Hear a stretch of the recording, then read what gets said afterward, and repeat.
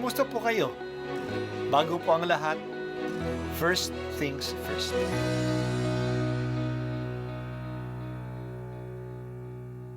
Good morning po. Sinisimulan po natin ngayon ang first things first. At dito po, tinatalakay natin sa unang bahagi ng umaga natin ay ang first readings na binabasa po sa banal na misa.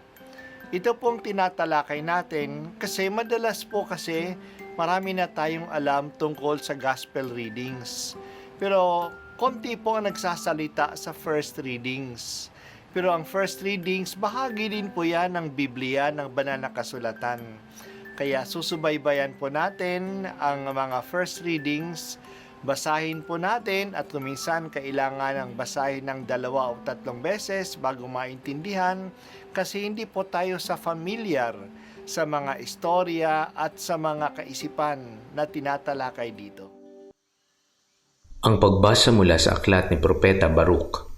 Lakasan ninyo ang inyong loob, mga kababayan, dahil sa inyo buhay pa ang bansang Israel. Ipinagbili kayo sa mga dayuhan, hindi upang lipulin. Ipinasakop kayo sa iba, pagkat ginalit ninyo ang Diyos. Nang maghandog kayo sa mga demonyo, sa halip na sa Kanya. Nilait ninyo ang inyong lumikha. Kinalimutan ninyo ang Diyos na sa inyo'y nag-alaga sa pasimula. At dinulutan ng pighati ang Jerusalem na sa inyo'y nag-aruga.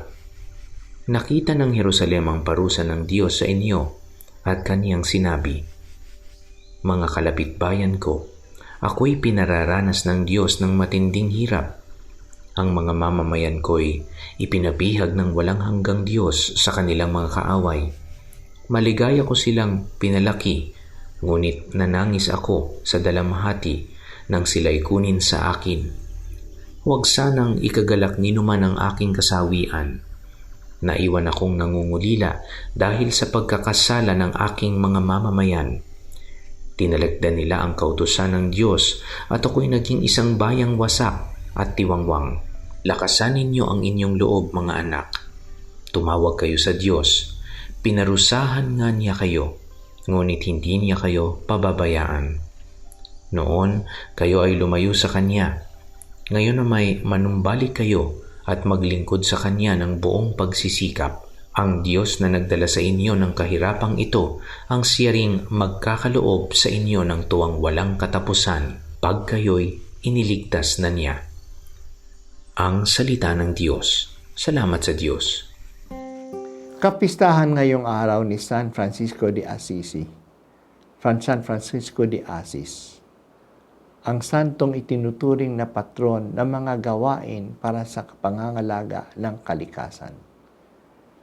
Ang pamagat ng liham ni Papa Francisco tungkol sa kalikasan, ang Laudato Si, ay galing sa isang tula na ginawa ni San Francisco tungkol sa pagpupuri sa Diyos dahil sa kalikasan. Taon-taon sa araw na ito ng kanyang kapistahan, tinatapos natin ang Season of Creation na sinimula natin noong September 1. Sana ang Season of Creation ay nagpaalaala sa atin ng kahalagahan ng kalikasan at ng mahigpit na kaugnayan natin dito. Sa halimbawa ni San Francisco de Assis, pangalagaan natin ang kalikasan kasi ito ay isang mahalagang regalo ng Diyos na nagpapaalaala sa atin ng kanyang kabutihan at kadakilaan. Nakadepende rin ang ating buhay sa kalagayan ng kalikasan. Mahigpit ang kaugnayan natin dito na apektado tayo sa kalagayan ng kapaligiran. Kung nasisira ang kalikasan, masisira din ang hanap buhay ng marami sa atin, lalo na ng mga ngisda at mga magsasaka, at mahihirapan tayo sa ating pagkain sa paggamit ng malinis sa tubig at hangin. Patuloy nating binabasa ang pahayag ni Baruch, ang sekretary ni Propeta Jeremias. Ito ay sinulat noong matalo ang mga Hudyo ng mga Babylonians at pinabagsak ang Jerusalem at sinira ang templo. Sinabi ni Baruch na ito ay dahil sa hindi nilang pagiging tapat sa Diyos. sila ang dahilan. Sinabi ni Baruk, ipinasakop kayo sa iba pagkat ginalit ninyo ang Diyos. Nang maghandog kayo sa mga demonyo sa halip ng sa Kanya, nilait ninyo ang sa inyo'y lumikha. Naghandog sila sa mga demonyo noong ang sinasamba nila ay mga Diyos-Diyosan ng ibang mga bansa at hindi si Yahweh na siyang tunay na Diyos. Inilarawan ni Baruk ang Jerusalem na tumatangis dahil sa kanyang mga anak. Ang mga Hudyo ay parang mga anak ng lungsod ng Jerusalem na kanyang pinalaki at inalagaan. Ngayon kinuha na sa kanya ang kanyang mga anak. Dinala sila sa ibang mga lungsod. Kaya nasabi ng Jerusalem, naiwan akong nangungulila dahil sa pagkakasala ng aking mga mamamayan. Pero hindi nawalan ng pag-asa ang ina na si Jerusalem. Kaya nanawagan siya, lakasan ninyo ang inyong loob mga anak. Tumawag kayo sa Diyos. Pinarusahan niya kayo, ngunit hindi niya kayo pababayaan. Napakalakas ang tiwala niya sa habag at katapatan ng Diyos. Committed ang Diyos sa kanyang bayan. Hindi niya sila hahayaang wasak. May mga panahon na tayo ay nakararanas ng kabiguan. Huwag nating sisihin ang Diyos. Madalas tayo din ang may kagagawa nito. Pero kahit na may kasalanan tayo, nandyan ang Diyos na nagpapatawad sa atin. May pag-asa. Matuto tayo sa ating pagkakamali. Humingi ng tawad sa Diyos at manalig sa Kanya. Mas malaki ang Kanyang pagmamahal sa atin kaysa ating kasalanan.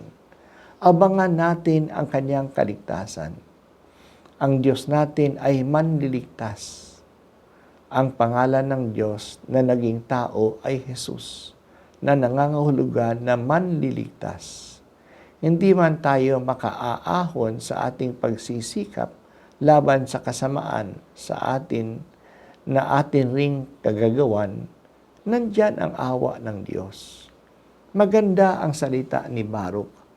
Ang Diyos na nagpadala sa inyo ng kahirapang ito ay siya ring magkakalob sa inyo ng tuwang walang katapusan pag kayo'y niligtas niya. Sinabi ni Propeta Isaías, ang kamay na humampas sa inyo ay siya ring kamay na magpapagaling sa inyo. Tulungan mo kami, O Diyos, na makinig sa iyong panawagan. Ang kahirapan na dinadanas namin ay iyong panawagan na kilalanin namin ang aming pagkakamali at manalig kami sa iyo na ang hangarin lamang ay makaahon kami at iligtas sa anumang kasamaang dinadaanan namin.